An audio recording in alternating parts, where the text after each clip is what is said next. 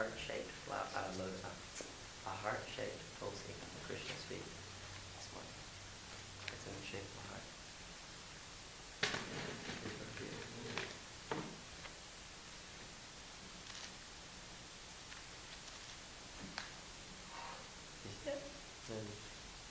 On his right foot, it's in tulsi in the shape of a heart.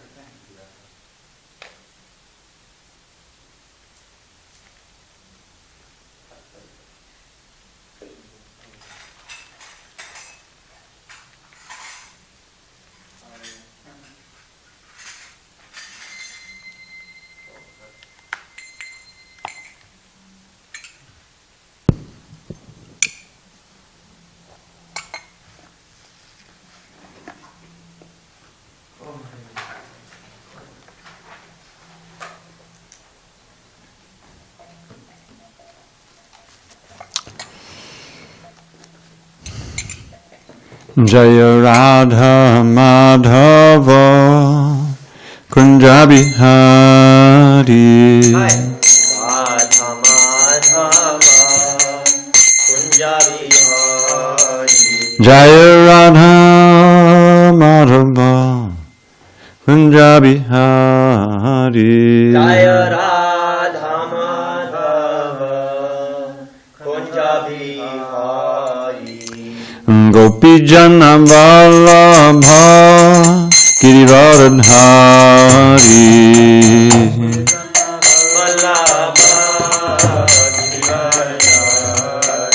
Jaya Gopi Jana Vallabha Girivaradhari Gopi Jana Vallabha Girivaradhari Yashodanandana Pradjana Ranjana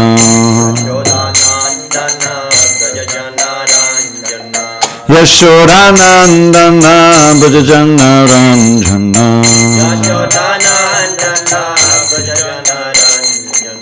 Yamuna Tira Vanachari Yamuna Tira Vanachari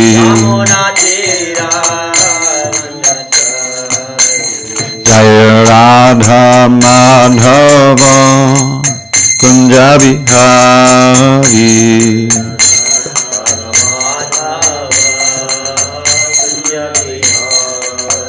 Jaya Radha Madhava Kunja Bihari Radha Madhava Kunja Bihari Jai Mr.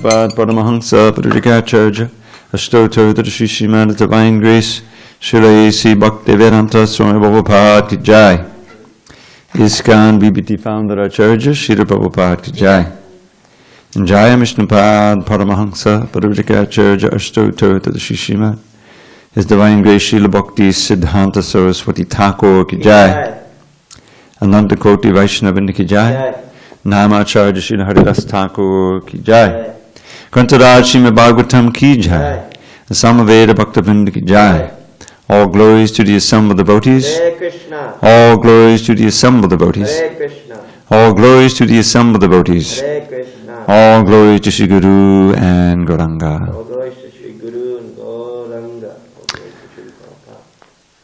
I think because Damodar had to do the arti, he didn't have time to do the verse. You doing the verse now, Damodar?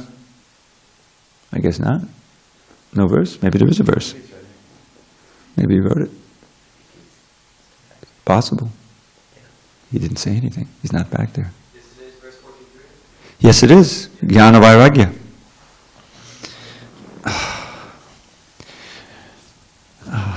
Narayana Namaskritya Narang Chaiva Narottamam Devim Saraswatim Vyasam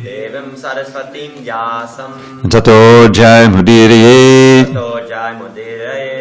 Before reciting the Srimad Bhagavatam, which is our very means of conquest, we should offer our respectful obeisances unto Lord Narayan, the Supreme Personality of Godhead, and to Narayan Rishi, the supermost human being, and to Mother Saraswati, the goddess of learning, and to Srila Vyasadeva, the author, And unto Srila Prabhupada, the translator, commentator, and our spiritual master.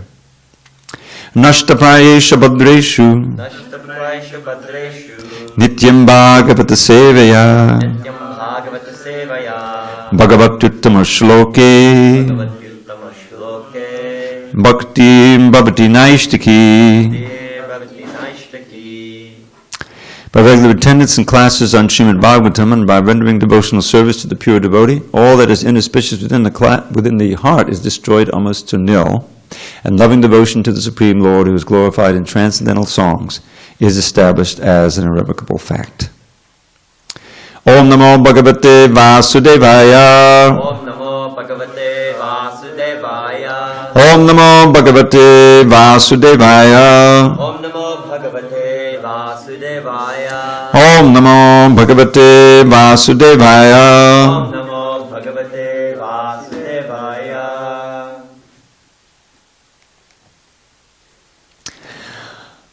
On this 16th day of September 2017 in SanDiego, a reading from Srimad Bhagavatam, translation and commentary by His Divine Grace A.C. Bhaktivedanta Swami Prabhupada. We are in Canto 3, the status quo, chapter 25, the glories of devotional service, text number 43. Jnana Vairagya Yuktena Jnana Vairagya Yuktena Bhakti Yogena Yoginaha Bhakti Yogena Yoginaha Chemaya Padamhulam Me Chemaya Padamhulam Me Pravishyan Chakutobhayam Pravishyan Chakutobhayam Jnana Vairagya Yuktena Jnana Vairagya Yuktena Bhakti Yogena Yoginaha Bhakti Yogena Yoginaha Chemaya Padamhulam Me Chemaya Padamhulam Me Pravishyan Chakutobhayam Pravishyan Chakutobhayam Jnana Vairagya Yuktena Jnana Vairagya Yuktena Bhakti Yogena Yoginaha Bhakti Yogena Yoginaha Chemaya Padamhulam Me Chemaya Padamhulam Me Pravishyan Chakutobhayam. Pravishyan Chakutobhayam Bala. Jnana Vairagya Yuktena Bhakti Yogena Yoginaha Chemaya Padamhulam Me Pravishyan Chakutobhayam. Jnana Vairagya Yuktena Bhakti Yogena Yoginaha Chemaya Padamhulam Me Pravishyan Chakutobhayam. Mukunda. Jnana Vairagya Yuktena Jnana Vairagya Yuktena Bhakti Yogena Yoginaha Bhakti Yogena Yoginaha Chemaya Padamhulam Me Chemaya Padamhulam Me Pravishyan Chakutobhayam Pravishyan Chakutobhayam Zach. Jnana Vairagya Yuktena Jnana Vairagya Yuktena Bhakti Yogena Yoginaha Bhakti Yogena Yoginaha Chemaya Padamhulam Me Chemaya Padamhulam Me Pravishyan Chakutobhayam Pravishyan Chakutobhayam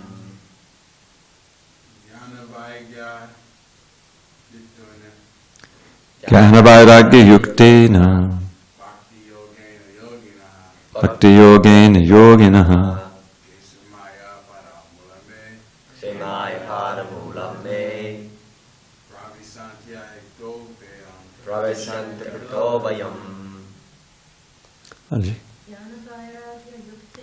Jnana Vairagya Yuktena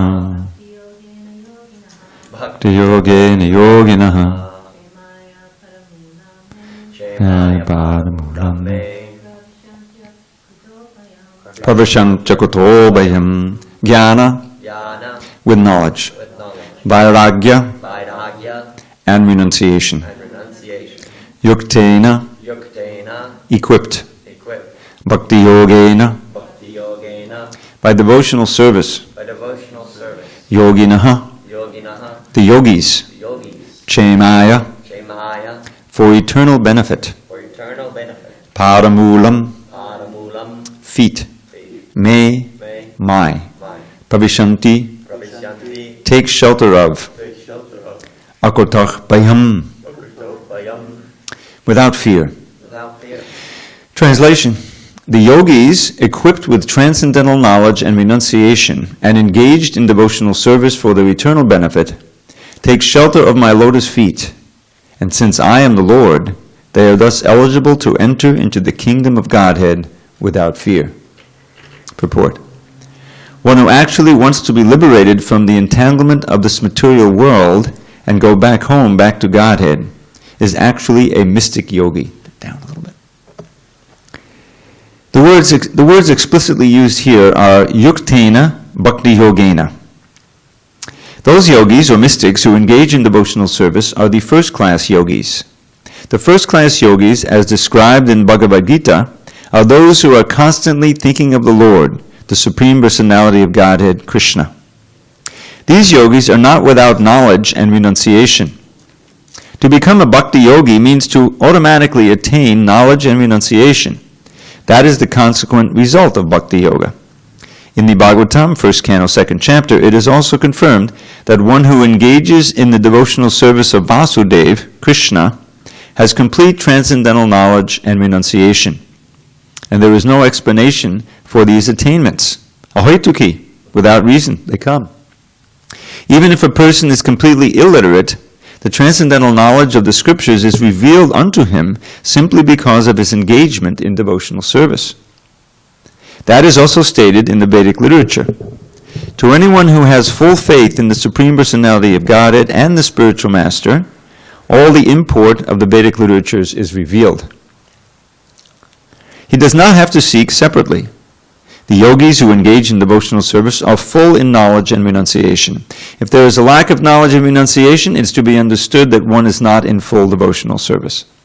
The conclusion is that one cannot be sure of entrance into the spiritual realm in either the impersonal Brahmajyoti effulgence of the Lord or the Vaikuntha planets within that Brahman effulgence, unless he is surrendered unto the lotus feet of the Supreme Lord. The surrendered souls are called akotobhaya. They are doubtless and fearless, and their entrance into the spiritual kingdom is guaranteed. Om Jnana Timirandasya Jnananjana Shalakaya Chukshu Unmidatam Yena Tasmai Shri Gurave Namaha.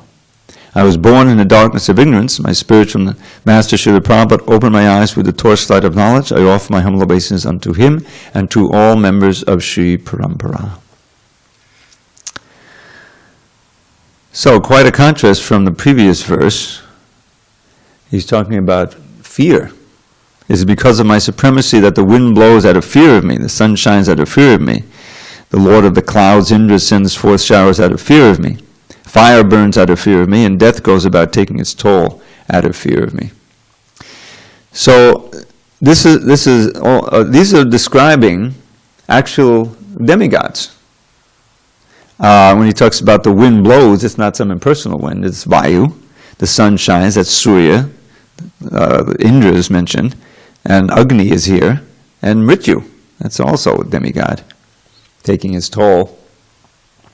So these officials, these demigods within the universal form of Krishna, within this big bureaucracy that he's created, they're devotees, but they're mixed devotees.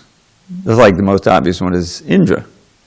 Indra is a devotee, and he shows his devotion, especially after the Govardhan Leela, when he's been chastised and stopped, and then he says prayers, and he comes down there with Surabhi, he begs his pardon. He helps to do an abhishek of Krishna by bringing the heavenly Ganges water down through the trunk of Airavata along with the milk of Surabhi. But then, sometime later, he does battle with Krishna. He doesn't want him to take the parijata flower. Yeah. At which point, Shukadev condemns Indra. He says, "This Indra, he can't control the senses."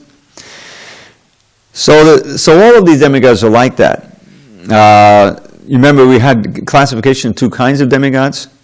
Like Brahma is in a different category. Shiva is not exactly completely a jiva. He's also considered demigod. And Vishnu, of course, is not demigod at all, but Prabhupada mentions them that they are guna avatars, whereas the others are administrative demigods. So they're in a little different category.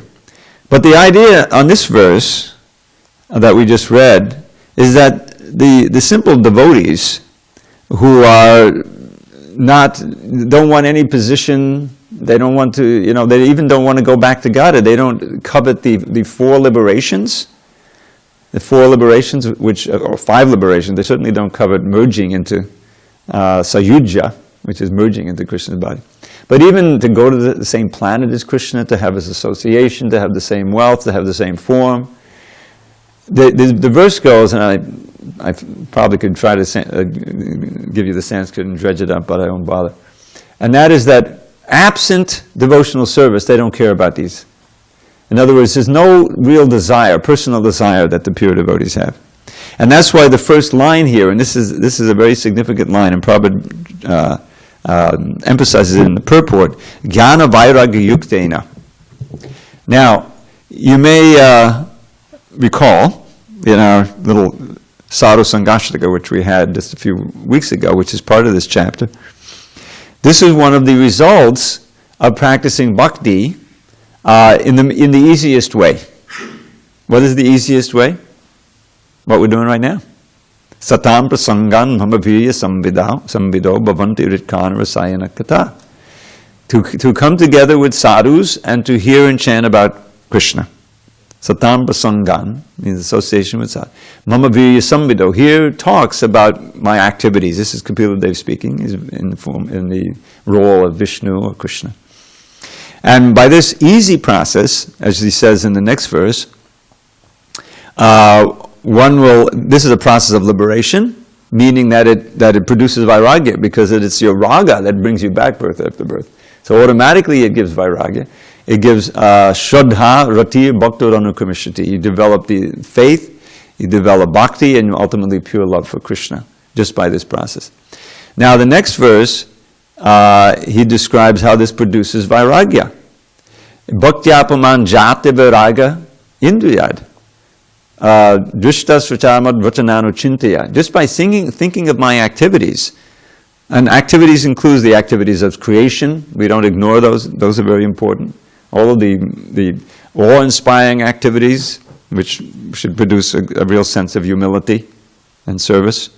And really sweet activities in Vaikuntha and Goloka Vrindavan and Boma Vrindavan. So that produces vairagya. For both things that you've experienced in the past, as well as what you may have heard of going to the heavenly planets. That's why it says drishta shrutan. Seen, I've seen it myself. Seen means also experienced directly. Or I heard about it from the Vedas. That's you detached from that. And it's emphasized in the last verse of the Sadhu Sangashtika, where he says, Asevayayam pakateya gunanam jnanena vairagya vijrimbitena. Thus, not serving the material modes of nature, and situated in jnana and vairagya. Now, why is this jnana and vairagya so important? First of all, they go together. There's really no vairagya or firm vairagya without knowledge. I like to give the example of the Sunday feast. So, when we had Prabhupada's appearance day, Madhusudan Prabhu, he created a wonderful sweet rice. I could tell because I was serving it out, and everyone in seconds and thirds we ran out. And so now it's advertised this coming Sunday Madhusudan is going to make some more sweet rice. Suppose. And everyone is thinking, oh yeah, I remember that sweet rice. I'm definitely coming to the Sunday feast. And suddenly we find a much bigger crowd. I don't know if you were here. We used to have, I forget the names now. There was a devotee who lived in St. Louis for a long time, a godbrother of mine, who was running a restaurant. Then he moved to SanDiego, and he had a house that he had bought, and he would come every other Sunday, and he and his wife would cook the feast, and it was absolutely heavenly. And we would see, every other Sunday, people find that suddenly the place is filled up, like that. So prasadam is very important. Okay, so Madhusudan's going to make the sweet rice in the place everyone is thinking. And then finally the time comes, the feast has been served out, it's time for dessert, sweet rice and halva. And everyone's got their pots of sweet rice. But the last second, before the sweet rice is, or actually it's served out, or beginning to be served out. And Madhusudan runs in, and he says, "Oh, I'm so sorry, I put salt in instead of sugar." And so what happens to the raga? What happens to that anticipation of desire? Immediately it goes for that particular sweet rice, because you're saying, "Well, it's salt, that's not going to be very good." See? So the knowledge gives you the vairagya. You understand? So when we hear when we hear about this material world from the Shastra, or even from not the Shastra, but it has to be from the Shastra because it gives you the alternative, that if you just enjoy your senses normally, in the normal conditioned way, then you're sure to get another birth, and with its attendant threefold miseries and old age, disease, and death. Now we can describe the threefold miseries, or we can just read the newspaper. Adi Daivik, you're living very peacefully. I'm still waiting for my friend in Alachua to tell me that the lights are turned on. Now I'm reading that there's this big sewage problem, and you get these big floods, it's all coming, it's a big mess. Well, that's not part of the bargain. I got my place here in Florida. I'm supposed to enjoy all the sun, and that's the material world. So now I know, that's part of the deal, right? Dukali mashashvatam. That's knowledge. Krishna he's certified it. This is a place of misery. So then, if all goes well, I should want to develop vairagya, knowing that those material desires are going to bring me back and are really going to be the source of suffering. Or if I can just be intelligent and listen to Krishna's words, yehi sangsparjita bhoga dukkha yone evate, those very enjoyments you're getting from the senses are the source of your misery. Because it brings you back, and even without coming back, too much sense gratification produces misery. Who takes drugs in order to suffer? You take them to enjoy. And even though you know a couple of friends who took them for 5 years and now they're suffering, still the kama covers your knowledge. The desire covers your knowledge. So with jnana should come vairagya, but it often doesn't. So there can't be any vairagya without jnana. But even with jnana, it's not so easy to get complete vairagya. We can know from experience. So now, therefore, the next phrase is bhakti yogena. The actual process of bhakti makes you detached, comes automatically. That's why Prabhu refers to the verse, although he doesn't quote the Sanskrit, back in the first canto, second chapter.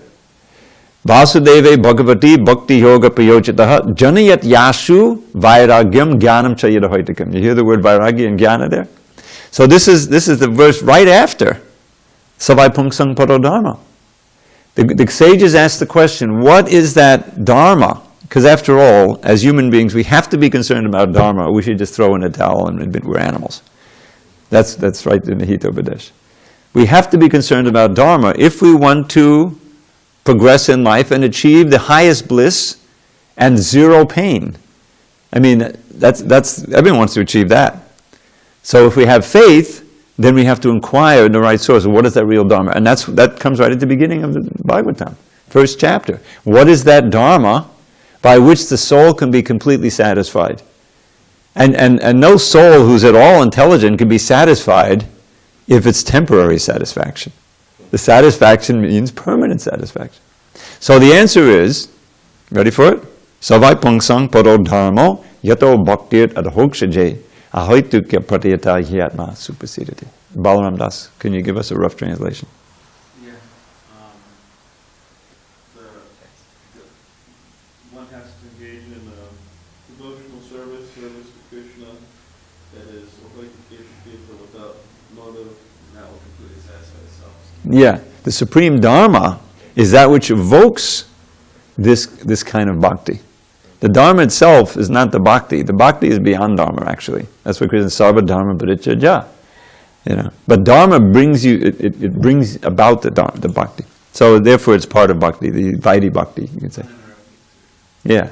So, yato bhakti hokshaje, to the transcendent Lord. So what's the first result? Next verse. Vasudeva Bhagavati. Vasudeva is Krishna at Hokshaja. By engaging in devotional service to Vasudeva in this way, with uninterrupted and unmotivated, Janayat Yashu quickly generates. The word Janayati, I always like to point out, is the same in English and Sanskrit. Janayati and generate. Generates quickly Vairagya and Gyan. Janayat Yashu Vairagam Gyanam cha yahoitiki. Without trying, and that's why Prabhupada says, automatically attain knowledge and renunciation. Now that's such a great treasure.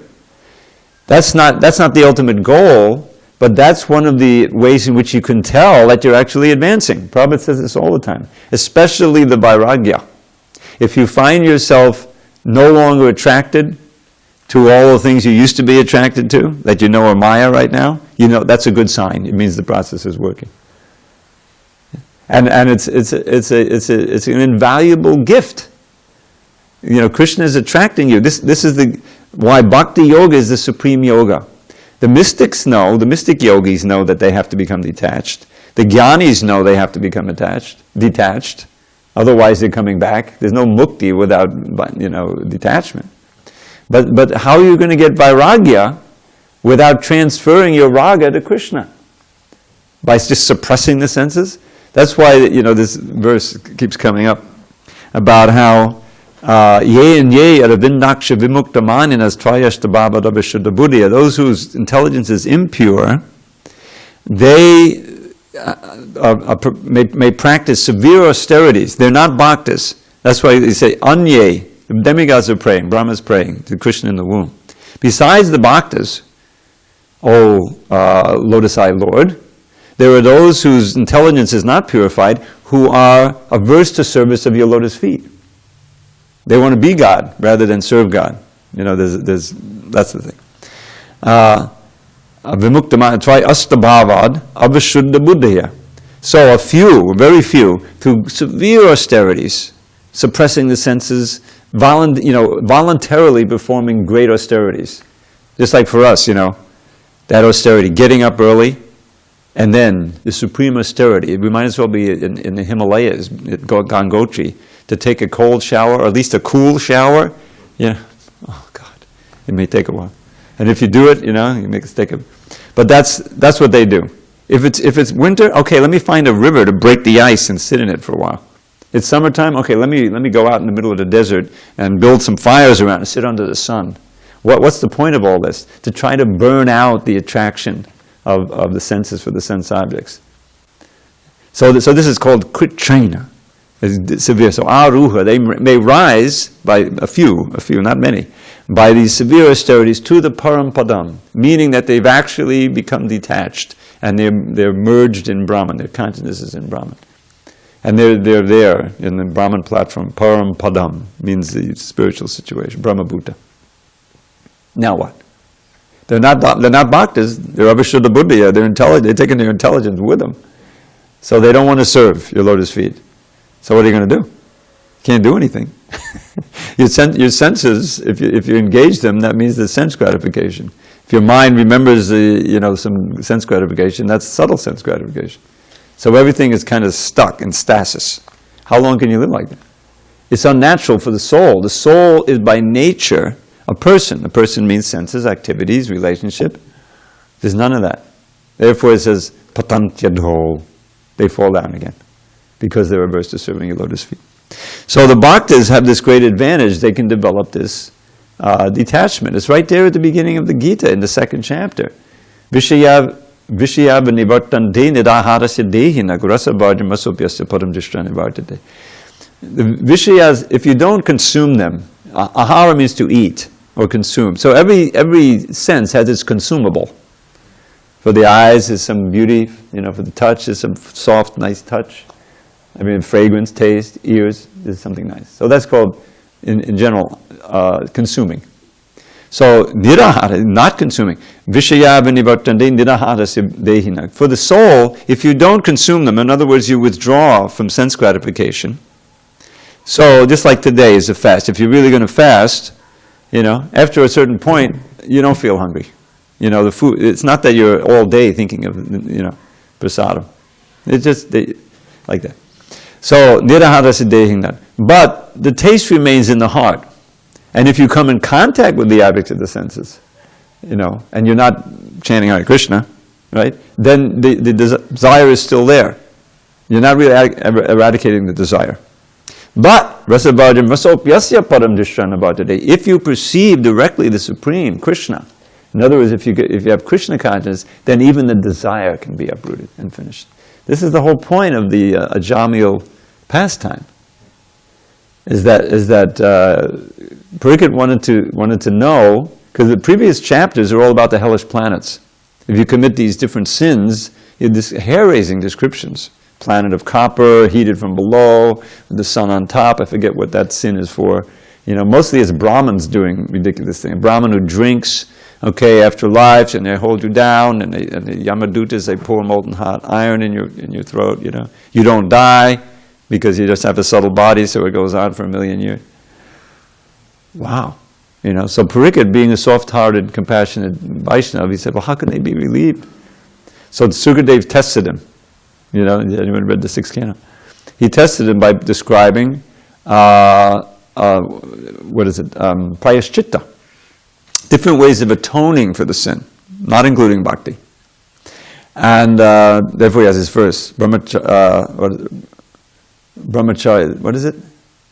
He described brahmacharya, teja, and various sources of austerity.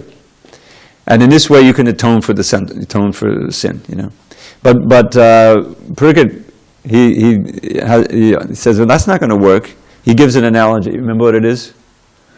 The elephant bathing. It's famous. The elephant gets dirty, means sin, that's the sinful reactions. So he goes into the river, which is the austerity, it's the prayaschitta. But then he comes out, and to dry himself off, he rolls around on the sand again, he's dirty. So the idea is that you can't really uproot the desire for sin.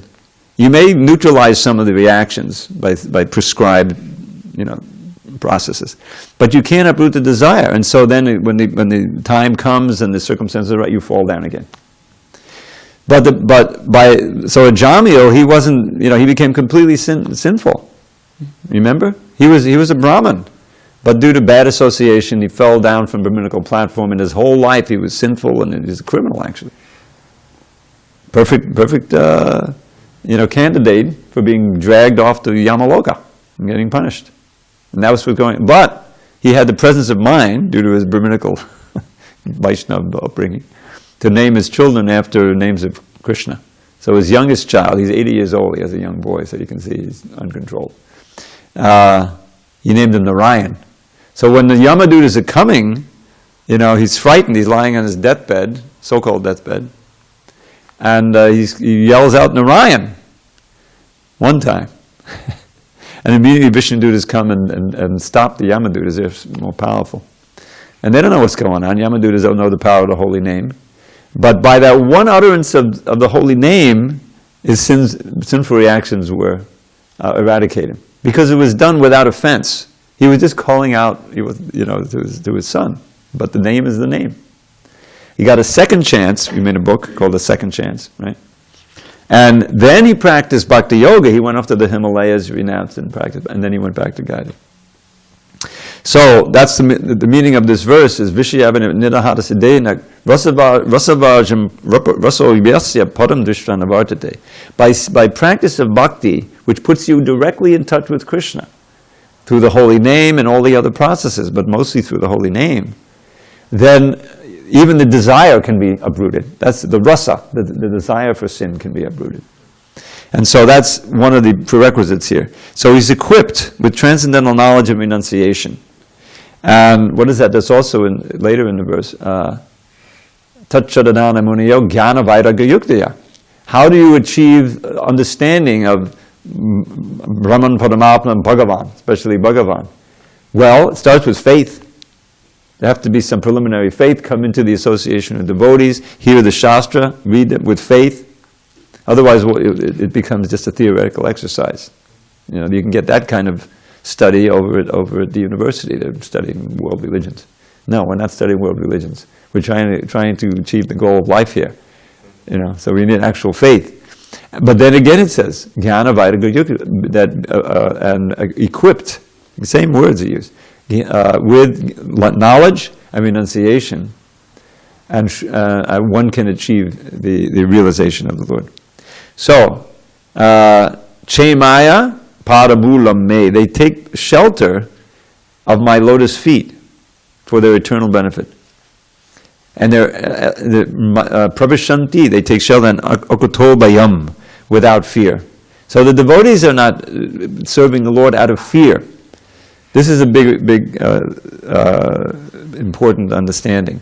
You may begin devotional service with that understanding, yes, I want to get out of birth and death. So there's an element of fear there.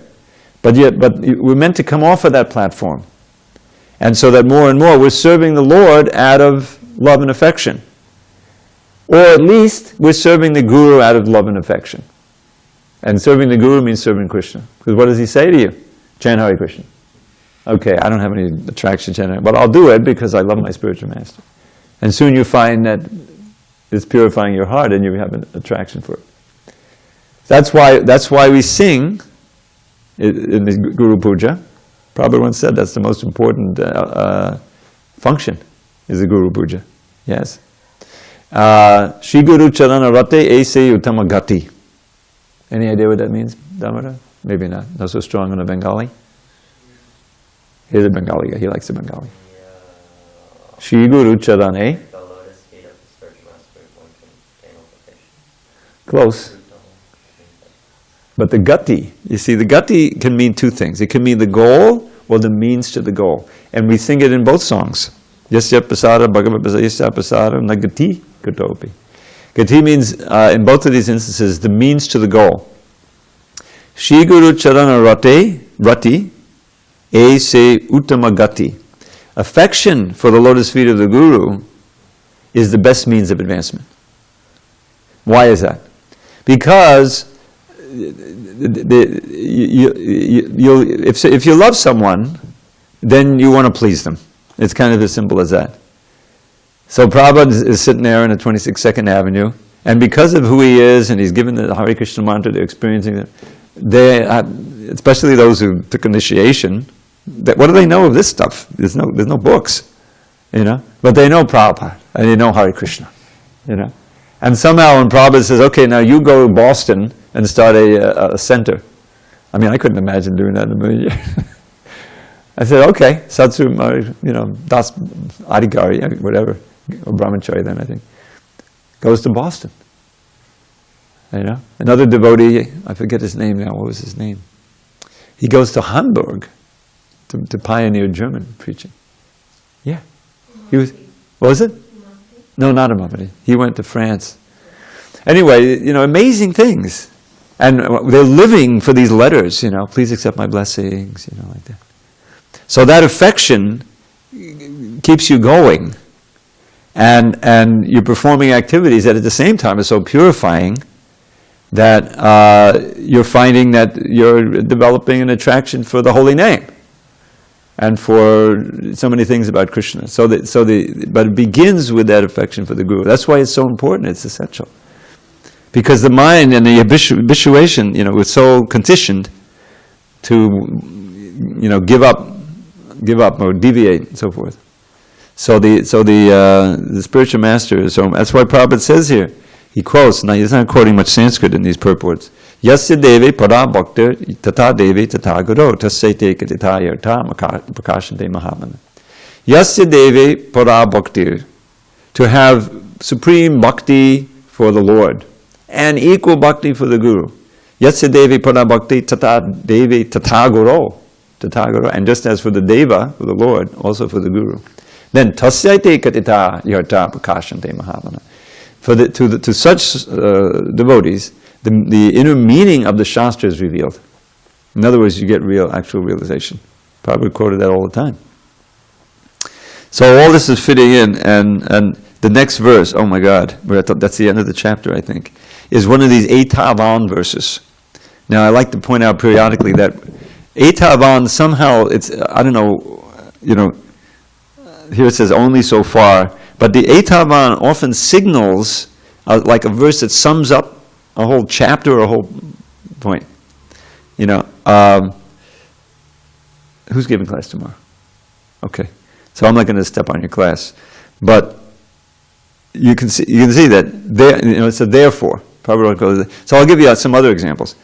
In the second canto, right at the beginning, Shukadeva Goswami he's questioned what should one by Parikshit, what should one do at the time of death? What should he hear about?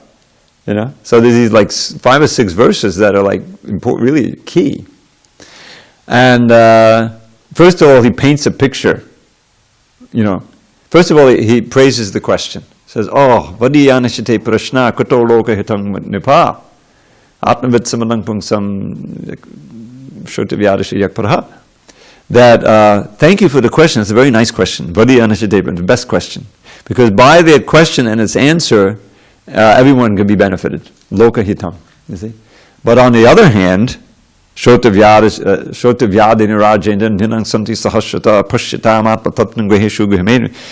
who are completely absorbed in materialistic life, they have millions of things to hear about besides transcendence. He says thousands, but and then he paints in a couple of verses what their interests are. At night, nidriya, a lot of sleeping, sex. And during the day, earning money. And on the weekend, shopping. Prophet says like that one time. Kutumba Baranenava means supporting the kutumba. Kutumba is your family and everything, So that's what you do. You go shopping on the weekend with the kids or whatever, to buy clothes and groceries, whatever. But that's basically, what it is. And then you want to protect it all. So deha patta kalatrati shatma sainyesha satvapi. In order to protect yourself, you have all of these fallible soldiers. I gave away they're soldiers, but they're fallible. Beginning with the strong body, and the wife, and the kids, the insurance, the money, And even though you've seen by experience, you don't have to live very long in this world to see that people die, that none of these soldiers are very good. Pashyantapi napashyati. Pashyantapi napashyati. Although seeing, you don't really see. It doesn't register. You keep it.